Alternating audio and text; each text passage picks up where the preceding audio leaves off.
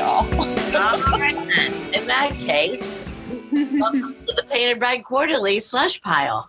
This is a podcast that we dreamed up. We're actually getting closer to 4 years now. Imagine. Wow. Unbelievable. 4? On a New Year's Eve, 3 years ago, but it'll be 4 years this year. So, yeah. We, Marion and I came up with this idea, and what this idea is that we would read submissions on air and have an editorial meeting as a show. And I guess if we have been here this long, it's going well. At least we dig it, and we hope our loyal listeners, our slushies, enjoy it as well. So I'm Kathleen Volkmiller, and I'm here in the sound studio at Drexel University. And with me in the studio is Addison Davis. Hello, Addison Davis. How's everybody? Addison Davis, you have the sexiest voice. What? Okay.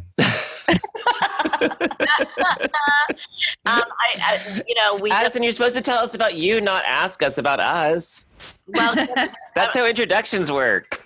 I'm going to tell you one thing about Addison that he won't tell you. He's appearing tonight as a returning rock star, as a prodigal son, as something. They're having an alumni panel at which Addison is going to show off about all his successes as an English major. All of my success in the business world and consulting, and I'm going to have a lot to say. I'm so excited. Yeah, that's happening tonight to convince people to give up their engineering degrees and switch to English majors. Oh, good. Yeah, that's happening tonight. So, The most recent study shows that English majors catch up, that if you major in the humanities, while people who major in STEM have very high incomes right out of the gate, those incomes are flat. Whereas like if you major in the humanities, your income just keeps climbing. And then about like 10 years out, you're all the same. And then people who major in STEM, their skills have shorter and shorter half-lives. Mm-hmm. And a lot of I think it's only like a very high percentage of STEM majors get STEM jobs right out of the gate. But if you look 10 years out, a much lower percentage of them are actually still in STEM. And the English majors and the humanities people, they're still going strong and being we're adaptable. Yeah. Or we'll do anything. Pretty much. That's actually my Grindr profile. Well, and you know what? I have to say this because I just heard this yesterday. I can't believe that Jason started spouting out that data of success and all that. And your information is so useful, and mine is so totally useless, but pretty hysterical. A recent study discovered that if you took part in a nativity play as a child, and you played either Joseph or Mary, you do far, far better than your peer group. Jesus.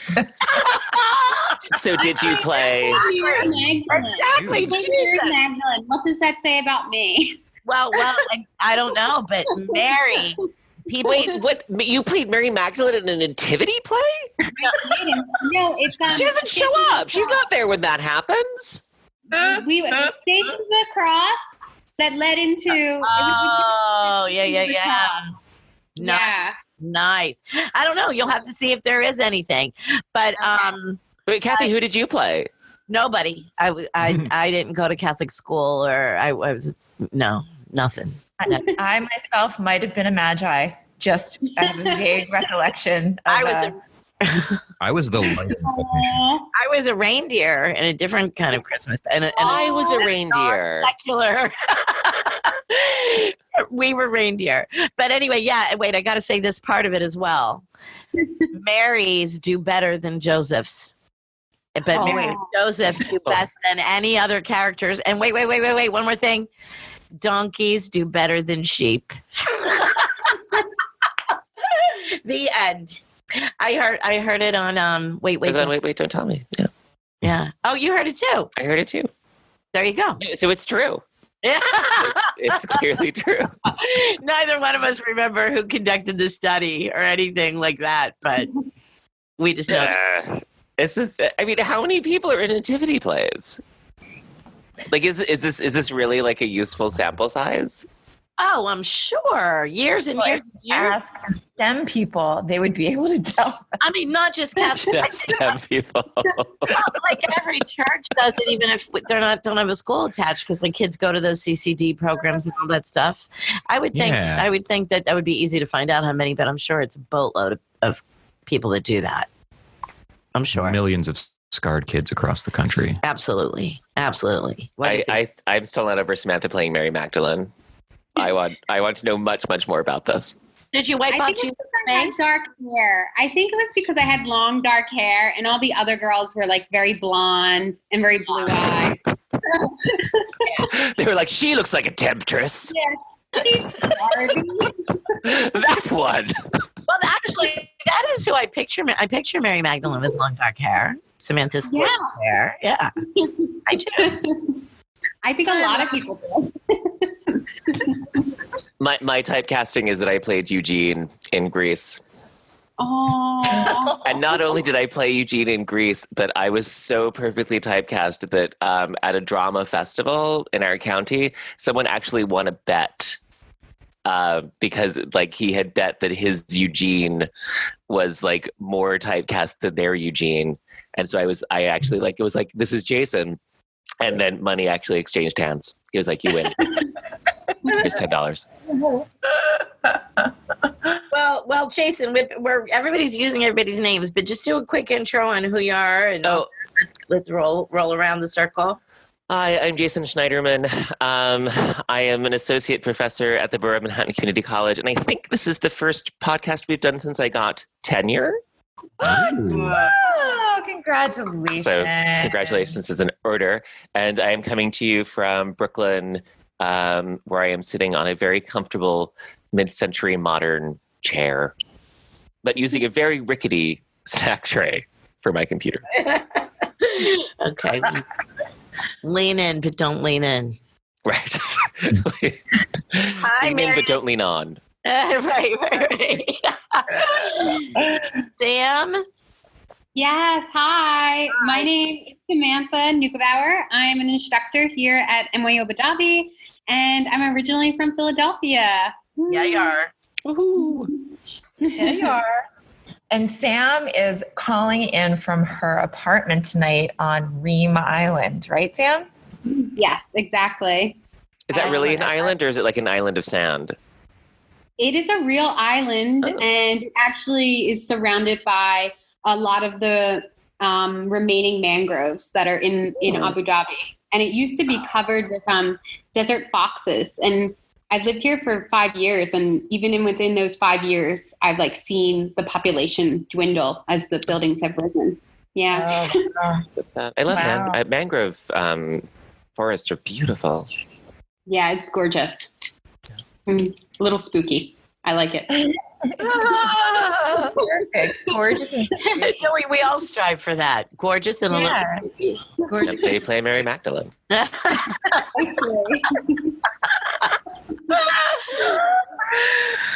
Marion. What were things downtown?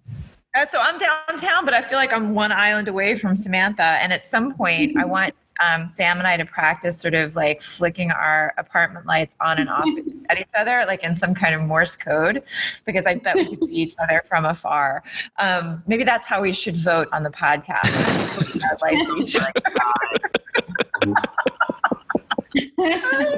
We should have a user listener contest for the most elaborate way that we could vote. Like, what's the most ridiculously complicated version of voting we can put in Sam, place? if you flick your lights off twice, that's a yes, and one no. Okay. This is Marion. I'm here in Abu Dhabi, and I direct the writing program for NYU. And although tenure's never been on the table for the writing program faculty, hear me now. I swear that writing programs and composition are the future of the funk for the liberal arts, right? So if we're talking about folks majoring in the humanities, scoring long-term careers that pay them well enough until they retire, I think the work that we do in getting people to pay attention to good writing and to do good writing themselves might actually save the fucking world. So how's that? Tenure be damned. I'm clapping. Anyway, I'm slow clapping in an Aaron Sorkin kind of way right now. Nice, right? So, Jason, that said, congratulations on the tenure, man. I'm so proud of you. That's so wonderful. But I was going to say that I think you're right, that despite what you may have heard on the Twitters, long form writing is what will save the world. I'm convinced of it. And the work that we do, just like teaching people to pay attention, might save civilization. So that and the Rosetta Stone, we're good. All right. So who else is out there in the universe? Joe. Joe's man in the boards. Oh. Man in the boards and blowing the horns. Yep. Hi, everybody. Yeah, he's got this guy's got 3 screens and this board that makes me have agita just looking at it. But he's somehow controlling all of it. Nice. But so yeah, speaking of the work we do, let's get to the work. Let's get to the work. Woohoo! All right. I feel, Marion, now you've got to take over. All right, so we have 3 poems tonight by a poet named Vasiliki Katsarou. At least I hope I'm saying her name correctly. Katsarou looks like that sounds right. My attempt at a beautiful pronunciation. So we have 3 poems. The first is called "The Future Arrives as a Redhead," and Kathy, that's got to be either you or me, right? And I volunteer you. All right. Here we go. All right. The future arrives as a redhead. They talk of mothers-in-law, but not of outlawed daughters. Her sun and her moon is our sun. Her cool paleness, reflected in an eye that looks like mine, follows her curves along the shoreline. Her hair like copper coils from beneath a straw hat. A Maisie or Daisy, a woman of STEM for whom we STEM talk of servers. Thumbprint keys on an ancient island. Now we are all code changers. The future arrives as a redhead, green love lays a glove on us. We no longer count in 3s. A quaver sounds and the future all sharps and flats. Nice. Thanks, KVM. Great, yeah. I don't think any of us quite knew that our talk of STEM and the humanities was actually pointing at words in this poem. Right. I love how psychic we are. Seeing STEM? I know. That's so funny. We're all prescient. I mean, but we did. I don't know. Glance. I know that I read these. Yeah. But I don't remember somewhere in my subconscious, maybe. I don't. It was not a direct reference. No. But I love from beneath a straw hat, a Maisie or Daisy. Yeah. Oh, yeah. But also, there's an ancient island, and we just talked about the ancient island of We did talk about our islands. Yeah. We did talk about our islands. Anyway. Now we are all code changers. The future arrives as a redhead, green love lays a glove on us.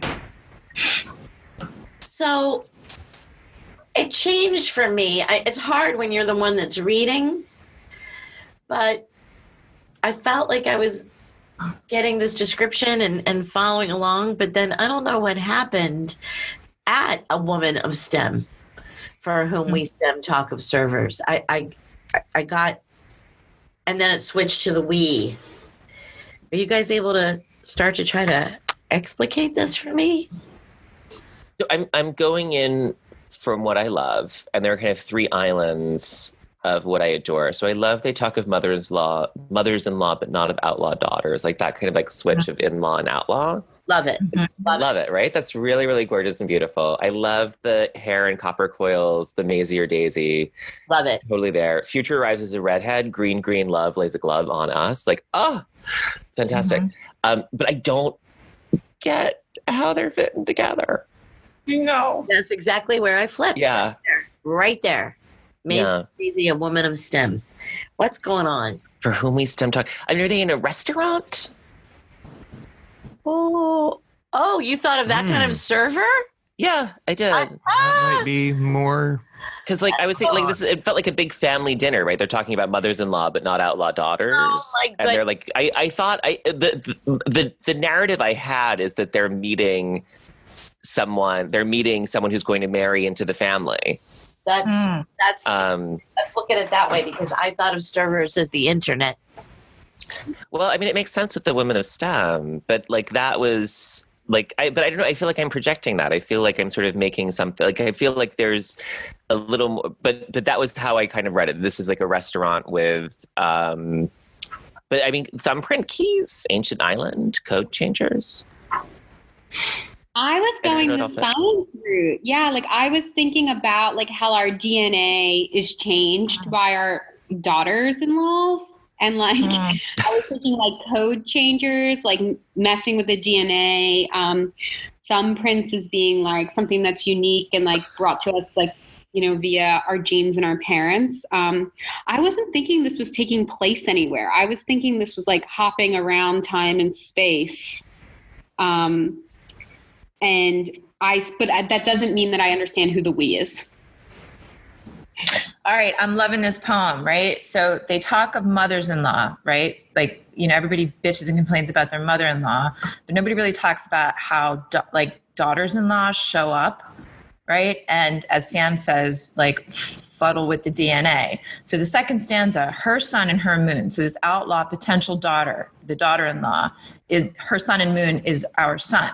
So the hour must be the parents of the son, right? So her cool paleness, the daughter-in-law, is reflected in an eye that looks like mine. So the speaker must be like mother, let's say, right? Or grandmother. Of the son, or grandmother, but she sees herself reflected in this daughter-in-law, potential daughter-in-law, follows her curves along the shoreline. And now I'm thinking, who is that? Wallace Stevens, right? The Florida shoreline, right? Oh, the idea of order at Key West? Yeah, there you go. Yeah. Right. Her hair like copper coils from beneath the straw hat, a mazier daisy, right? A woman of STEM. So she must be like in sciences, for whom we stem or stop talking of, and Jason, I'm with you, of servers, like at the restaurant, let's say, right? But then servers also plays off of the sort of digital platform there, right? Thumbprint keys, right? On an ancient island. Now we're all code changers. This goes back to Sam, right? Like we're all sort of like inventing family through DNA, right? The future arrives as a redhead. Green, green love lays a glove on us, right? The force that shoots through, that creates life. We no longer count in threes, father, mother, son, right? A quaver sounds, and the future all sharps and flats. Like, bam, there goes the future because of this incoming redhead. Holy shit, that's a good poem.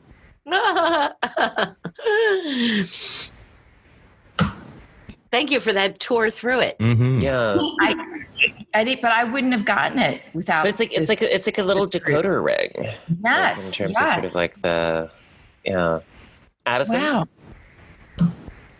Agreed. You guys should see his face.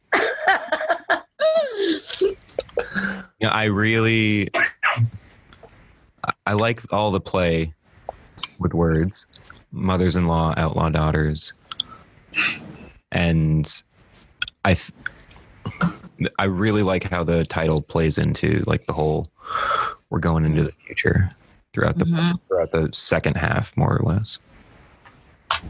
I also think there's like could possibly be an overread, but like a Gattaca feel going on to this, like this idea that like maybe there's an outsider that isn't the daughter-in-law messing with it, like this outlaw daughter or something is this other person, this other character, gloved, kind of makes me think of doctors too, like playing a part in like creating our codes in our DNA.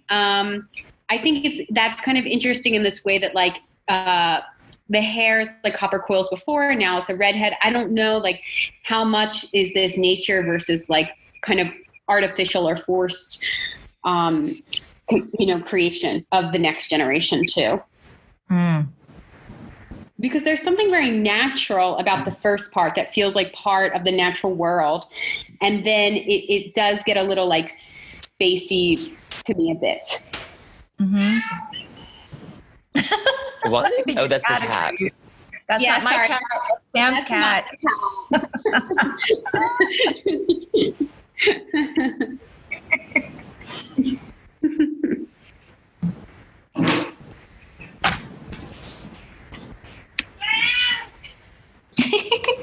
Yeah.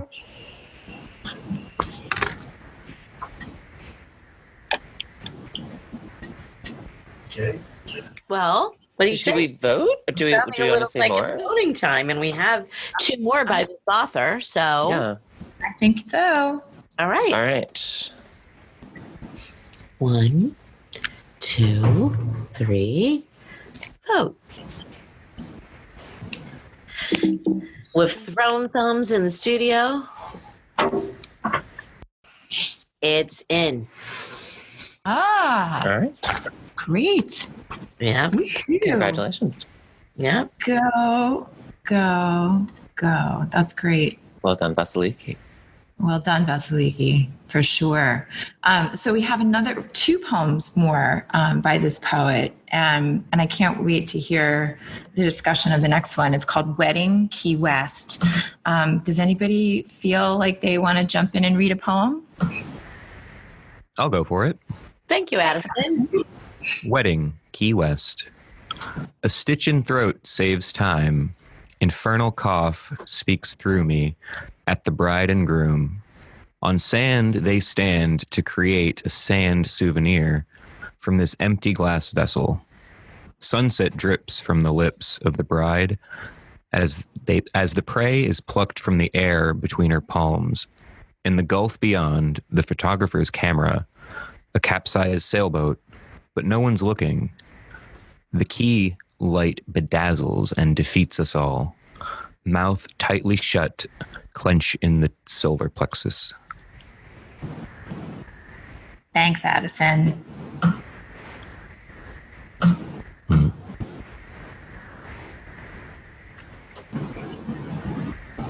So I think the thing that I really admire about this poem is the description of stifling a cough, right? The sort of embodied crisis of being at a ceremony, a ritual, and all you have to do is cough, and the more you try to hold it, the worse it gets. So that to me feels like the occasion. Uh-huh. Well, now what about the capsized sailboat that no one notices because everybody's So and it's funny, like I just taught Auden's Musee de Beaux-Arts yesterday, right? Which is, everybody goes on with their doggy ways, right? Like ignoring the catastrophe of the boy falling from the sky. And, that's the coincidence of my having just read Auden, but a capsized sailboat and no one's looking feels almost like a direct reference to, or direct allusion to that poem, right? When the focus is also on the stifled cough, right? Well, and it also, as we were mentioning earlier, right? Like it feels like a reference to the idea of order at Key West, right? Absolutely. Wedding, Key West, and what is a wedding but ordering the world through people. Mm-hmm. The sound play didn't work for me quite as well in this one. Like on sand, they stand to create a sand souvenir. Mm-hmm. Like I wanted a different word than sound. Like the repetition of sound sort of seemed like a little less satisfying than sort of the rhymes or the accidents. You know what? That's my least favorite part too, because then I'm taken to those sand art projects is what pops up. Right. I totally see that little sand art project, and I think, no, and I don't want to. I'd rather stay at the wedding because I like that ending so much. The key light bedazzles and defeats us all. Yeah. Tightly shut, clench in the solar plexus. We go back to the cough. That's a beautiful description of stifling a cough, definitely. Yeah. I love that ending so much. But on sand they stand, yeah. And I even wondered, like, it really distracted me. I went to a wedding where the people built a sand sculpture in front of you. I know, guys, we can't talk too much because people listen. But yeah. They each had sand and they poured it into a communal vessel. Oh. My sand and your sand. It was. All right, we have to stop. Yeah, that's too identifiable. Yeah. Yeah. Well, we get in trouble. We can tell the Google stories later, but yeah. I just thought of right now, it was in Central Park. And you know how usually people light because it's the part where I get very upset when the bride and the groom each have their own candle and then they light the communal candle. I always think, don't blow out your own candle. And they blow out their own candles. I would like to see them keep their candle burning as that communal one grows. That is better symbolism. Yeah. That's such a good philosophy. It seems healthier. It seems far healthier than blowing out your own candle. But they like each had sand and poured it into a thing. And I just realized right now, maybe they said, let's not go for candles in case it's windy. Oh, yeah. And maybe that's the same case here. I don't know. So anyway, look how distracted we are. Right. Well, look at the stanza right after that. Sunset drips from the lips of the bride, right? Like that one pushed me out a little bit on the sound play. And then I don't actually understand as the prey is plucked from the air between her palms. What is that? I didn't understand that. I don't understand that one either. Okay. Well, and the at made me feel like there was something like very Instagram-y about it. That like, yeah, we were supposed to be kind of getting something about the way that this is being captured and performed. Yeah. But I was sort of missing, like, I didn't get why the capsized sailboat, like, that seems like very picturesque. Like, like, don't you want that? Like, that's like the insert, right? You go there because you want the picture, you want the sort of ruin in the background. Right. Well, okay. So infernal cough speaks through me at the bride and groom. There's something I found very, very funny about that because it's sort of like the opening of, I don't know, what is it? The Odyssey or the Iliad, like speak in me, O Muse. Right? Now I'm ready to sing. Right. Now I'm ready to tell of how, so that's Auden. Now I'm ready to tell how one thing becomes another. No, I'm actually thinking, like, I am thinking. You need is now as of the arms and the man I sing. Yeah, right. And one of them is, but then maybe it's the Odyssey. One of them is like speak through me, O Muse. Opening. Blah, blah, blah, right? So, how's that for a direct reference to anything? But what's funny, this feels like epic and then goofy. Yeah. I also think the at sign is interesting because of the first line, which is saves time, which like I think of as that at symbol, but in the poem, its functionality is a mystery to me, just because I don't think we stick on that theme, maybe we do. But it for me that feels like someone's like very Instagram, and then we open up to this like bigger image of this capsized sailboat, and I don't know how those two things connect.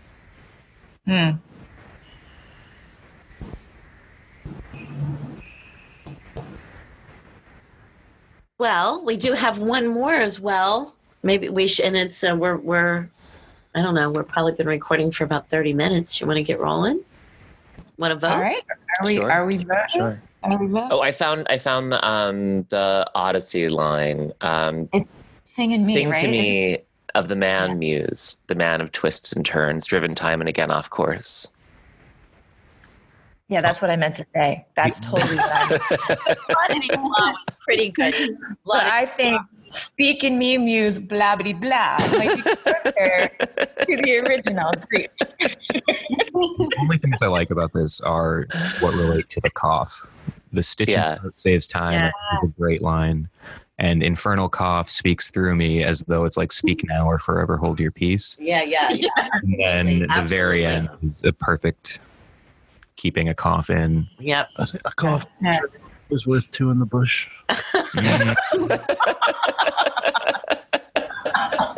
I'm sure that one works out. It doesn't. Hey. All right. Let's we flip vote? thumbs. Flipping thumbs. Here we go. All right. 1, 2, 3. Okay, that one's not going to make it.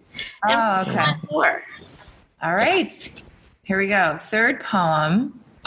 And would anybody like to read this, or can I grab it? Go ahead. Get to it. That's all yours. So this is the third poem by Vasiliki, and the title is called Waited. Waited. I was just trying to hyper pronounce that. Waited. It's Waited, right? Waited. Yeah. You waited with me as the house next door emptied of its guests. Then its owners, fairy tale turned animal farm, minted with ash and wishes. You were my kitchen elf, my second thought, my echo's echo, cocked ear, cracked oasis, your absorbent embered orbs. That morning of the supermoon setting behind the barn, you were quiet, then quieter still, white fog settling into the hollows and a thin coat of frost everywhere. And this, the simplest death you trained me well, Em. I listen for your listening. Oh, Right? sounds on this one are just gorgeous. Wow. Thank you for that reading. I actually got arm hairs there, Mare. Great. Wow. Wow. Wow. Wow. Beautiful. Really beautiful. Yeah. Why does this work so well? What's going on here? Why does that do that thing that it just did to all of us? Because it's so focused on the you. It's so focused on that addressee that no matter what you're working through, it's all establishing the power of that relationship and the attitude of the speaker towards them. And so that kind of accumulation of love puts everything into place. All of the beads are on the exact same necklace, and you can like see the whole constellation, even if each piece has a kind of difficulty or opacity or translucency. Everything comes together so perfectly. Wow.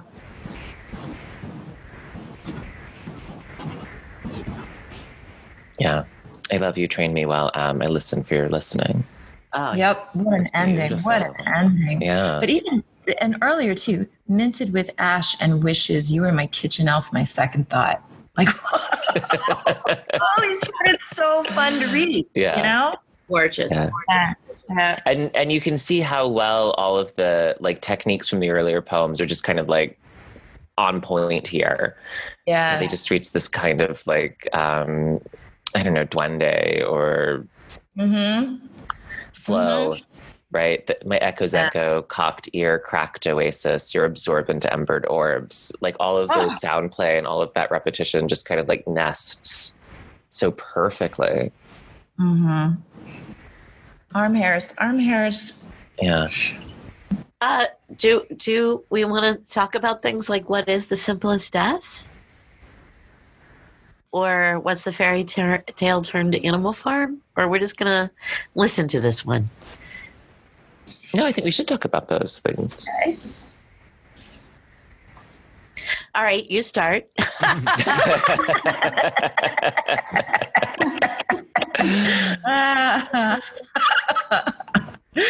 Jiu-jitsu. What about a cat? What did you say? He thinks M is a cat. Em is a cat. Might be. Although it could be. I mean, I don't know. Works as a cat. I had assumed like a parent. I had assumed, you know, the sort of that sense that you have later of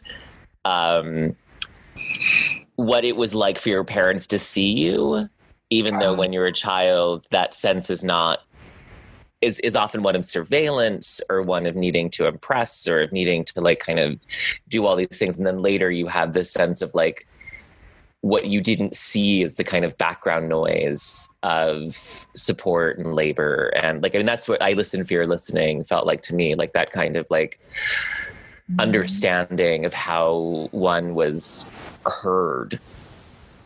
And also like, I mean, and the way, you know, because there are all these, it's so much about someone who does, my kitchen elf, my fairy tale termed farm animal, this kind of idea of this sort of being that takes care in ways that are unobtrusive. Echo's echo, cracked oasis. And then the morning of the supermoon, setting behind the barn, you were quiet, then quieter still. I mean, I think that's actually about someone dying of old age, right? White fog settling into the hollows and a thin coat of frost everywhere, and the simplest death. I mean, I think that the simplicity of death is when the body just stops, which is and it goes to sleep. Yeah. Yeah. And it's not, I mean, if you've never seen that happen, it's quite distinct from sleep. I mean, there's no doubt that a dead body is dead. Although I guess the 18th century would disagree. But yeah, I mean, if you see that happen, it's just, it's so clear. And then but it's so gentle, and it's so different than what, I mean, we, our technologies of death are so medicalized and hospitalized. And I mean, I'm not going to get woo-woo and talk about death doulas and stuff, but I thought like it felt to me like someone who had been a support and a kind of unobtrusive facilitator who then in departure leaves behind that modeled skill. Right. And of course, M is the first word for mom too. I mean, if it is a parent, maybe. Also the first letter of my cat Moose, who I can't help but picture as my kitchen elf with his embered orbs. I am going to disagree that it's a parent, but it doesn't matter. And Jason wants to read it that way, that's fine. And even actually, Sam, the fact that it's M, that's what we do with a name that we don't want to say the whole name, right? You wouldn't say M for Mrs. mom or mother, right? You would say M for It was in Michael all those like or 19th century detective fiction where they put M dad, Mr. whatever. That's true. But I think the fact that it could be a cat or it could be a parent would usually be a disaster for a poem. Like usually, like if you're not sure if it was a cat or your mother, that's a problem. That's a problem. Whereas in this poem, I think it works really well. it can also be a life partner. Yeah. Partner too. Yeah, that was my first thought. And then Joe said cat, and I couldn't stop. But then you read through it as a parent, and it's just as nice. And yeah, I'll take it. Yeah, we can't break this poem, I think, no matter what we do. Yeah. This is a sturdy poem. It holds up. Yeah. Well, that sounds like an invitation to get our thumbs flipping. Holstered. Right. Holster your thumbs. No, the opposite. Get them ready to go. Okay. Unholster your thumbs. Unholster your thumbs. Can you play us like some like what is that? It's not. What's the?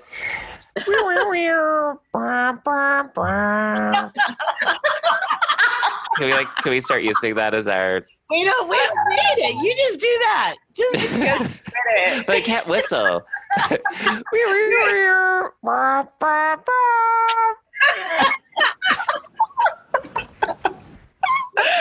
Oh my sweet Lord. Oh, that's good. Okay. All right. We're flipping. We're flipping in the studio. 1, 2, 3, flip.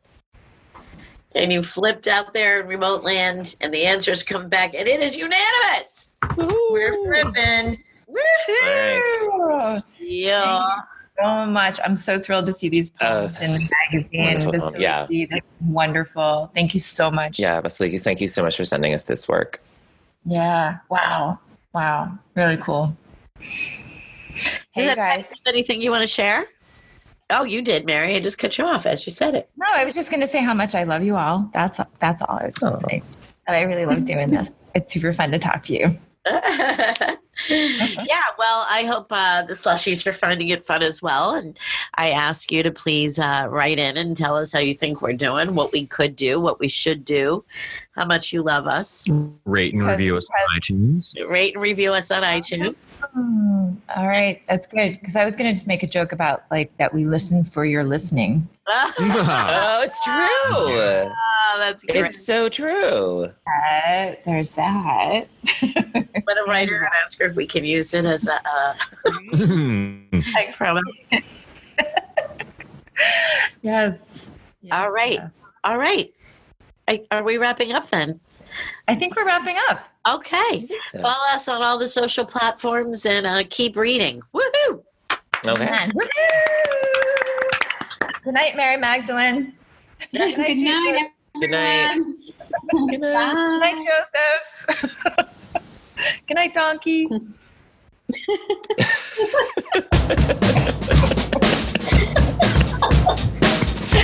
That was hideous.